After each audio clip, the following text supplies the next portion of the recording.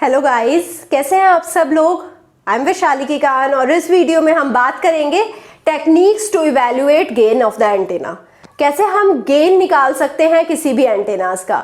अगर मैं टेक्निक्स को डिवाइड करूं ब्रॉडली, दो टाइप के मेथड होते हैं, absolute method and comparison method. अब एब्सोल्यूट मेथड में भी दो टाइप के मेथड्स होते हैं, 2 antenna method and 3 antenna method. तो हम तीनों टाइप के मेथड्स को बहुत डिटेल में स्टडी करेंगे, देखेंगे कि कैसे तीनों मेथड से हम एंटेना गेन निकाल सकते हैं। सबसे पहले है 2 एंटेना मेथड।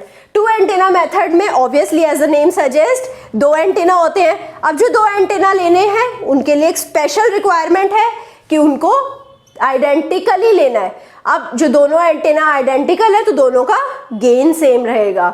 सो अगर आपको दोनों आइडेंटिकल एंटेना नहीं मिलते हैं तो आप 2 एंटेना मेथड नहीं यूज कर सकते हैं।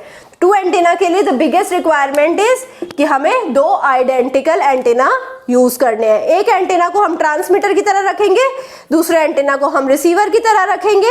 तो हम यहाँ पर रेडियो कम्युनिकेशन लिंक बना लेंगे और फ्रिस ट्रांसमिशन फॉर्मूला यूज कर सकते हैं। तो अगर एक हमारा एंटेना ट्रांसमीटर है और एक एंटेना रिसीवर है, दोनों के बीच का डिस्टेंस r है, राइट, तो हम फ्रिस ट्रांसमिशन फॉर्मूला निकाल सकते हैं। Power of receiver is equal to power of transmitter multiplied with gain of transmitter gain of receiver multiplied with lambda upon 4 pi R square. R क्या था? Distance between 2 antenna. Lambda क्या है? Operating wavelength. तो ये था हमारा Friis transmission formula.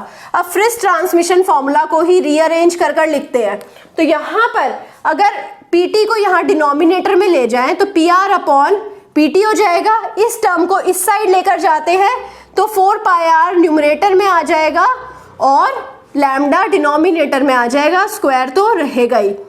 यहां पर क्या बचेगा? GT into GR, right. So ये हो गया रीअरेंज्ड इक्वेशन। अब इसका दोनों साइड लॉग ले लेते हैं। 10 लॉग ऑफ GT क्या होएगा? GT इन dB।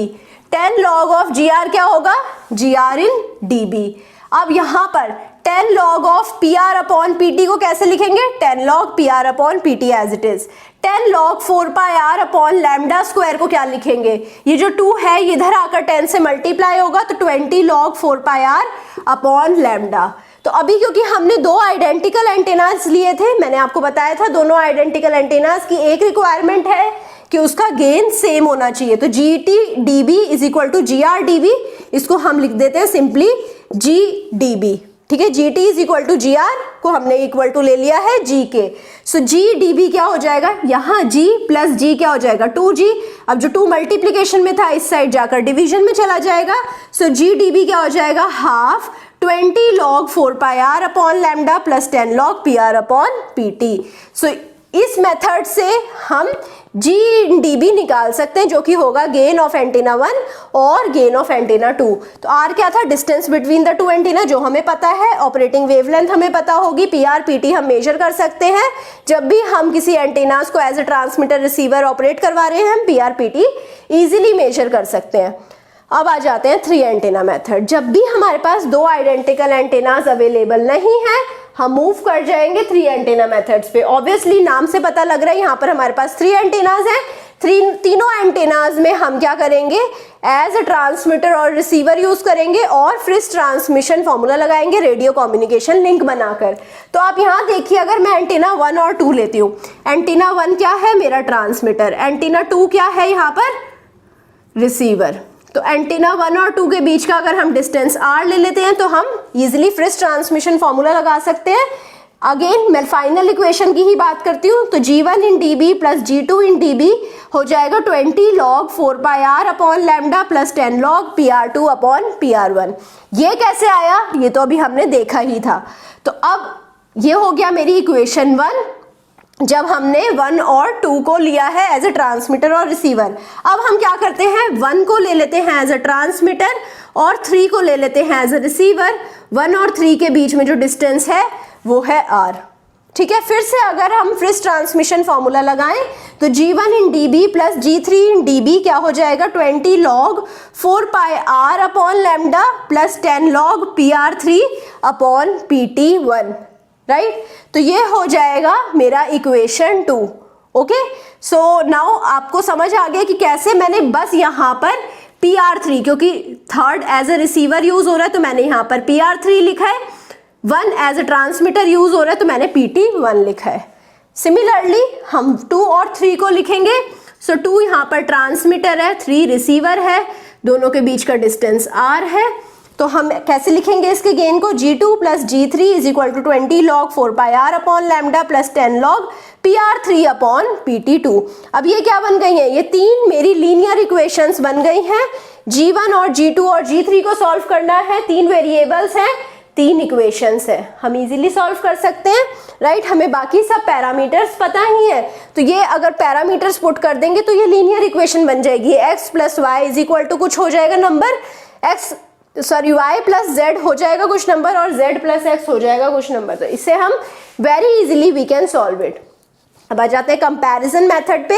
कंपैरिजन मेथड में भी हमारे पास 3 एंटेनाज होते हैं जिनका gain G1, G2 and G3 है। तो एक एंटेनाज को हम सोर्स एंटेना की तरह रख लेते हैं जो कि हमारा ट्रांसमीटर की तरह वर्क करेगा। यहाँ पर डिफरेंस क्या है, ट्रांसमीटर सिर्फ एक है, यहाँ पर हमने हर किसी को ट्रांसमीटर की तरह यूज करा था। तो यहाँ पर G2 है जिसका हमें गेन पता है, इसे हम रेफरेंस एंटेना बोलते हैं। तो G2 को हमने टर्मिनल 1 पे कनेक्ट करा है और G3 है जो कि एंटेना अंडर टेस्ट है जिसका हमें गेन निकालना है। तो अब अगेन हम क्या करेंगे, एक रेडियो कम्युनिकेशन लिंक बनाएंगे। जो रिसीवर है उसका स्विच है पहले 1 के साथ कनेक्ट कर देंगे। तो जब हमारा ये 1 के साथ कनेक्ट हो जाएगा, इनके बीच का डिस्टेंस R है, तो ये रेडियो कम्युनिकेशन लिंक बन जाएगा बिटवीन ट्रांसमीटर और G2। तो हम कैसे लिख सकते हैं, PR2 हो जाएगा PT G1 G2 lambda upon 4 pi r square. ये तो हमारी फ्रिज ट्रांसमिशन फॉर्मूला वाली इक्वेशन हमने एज इट इज लिखी है। जब हम स्विच को 2 पे प्लेस कर रहे हैं, यही स्विच जब 2 पर प्लेस्ड है तो हम क्या करेंगे, स्विच को 2 पे प्लेस कर ये हमारा ट्रांसमीटर है, ये रिसीवर है, तो PR3 रिसीवर का power is equal to PT G1 G3 lambda upon 4 pi r square. अब क्या करेंगे, ये दोनों इक्वेशन को हम डिवाइड कर देंगे। Lambda upon 4 pi r lambda upon 4 pi r square cut हो जाएगा, तो ये दोनों तो कैंसिल आउट हो गए एज इट इज। PT और G1 भी कैंसिल आउट हो जाएगा, तो बचा क्या, PR2 upon PR3 is equal to G2 upon G3। G2 तो हमें पता ही था, PR3 हम मेजर कर सकते हैं, तो G3 हम बहुत इजीली निकाल सकते हैं। G3 हो जाएगा PR3 upon PR2 multiplied with G2। तो यहाँ पर हमें 2 रेडियो कम्युनिकेशन लिंक बनाने हैं, दोनों का डिस्टेंस R रहेगा, with the help of switch we can make it. तो यहाँ पर जो GAUT आएगा वो हो जाएगा PR3 upon PR2 multiplied with G reference, जो G रेफरेंस हमें ऑलरेडी पता था। आई होप आपको तीनों मेथड बहुत अच्छे से समझ आए होंगे। अगर तीनों मेथड में कुछ डाउट है तो जाकर कमेंट सेक्शन में लिख दीजिए। अगर आपको सेशन पसंद आया है, लाइक करिए, सब्सक्राइब करिए एंड दोस्तों के साथ शेयर करिए, and please give me your feedback. Thank you so much.